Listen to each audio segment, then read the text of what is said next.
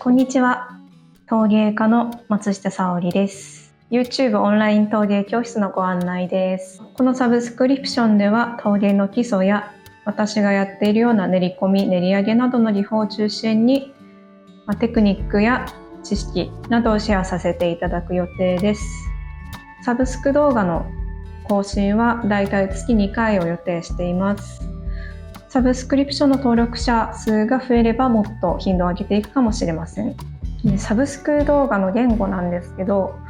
私の母国語である日本語でしばらくやらせていただこうと思ってます。私のチャンネルの視聴者の方が英語圏の方が多いので、陶芸教室動画も英語でやった方が聞きやすい、見やすいと思うんですけど、私がまだ悠長に英語をペラペラ喋れないところもあるので、しばらく日本語でやらせていただこうと思ってます。ただ下手でもいいからどうしてもやっぱり英語でやってほしいっていう要望が多ければ、それも頑張って対応しようと思います。結構ランダムに上げていく、ランダムに気まぐれに上げていく予定ではあるんですけど、もしこういうのが知りたいよとかいうのがあったらコメントに書き込んでもらえればそちらを優先して動画作っていこうと思うので、よかったらコメントしてください。こんな感じです。よろしくお願いします。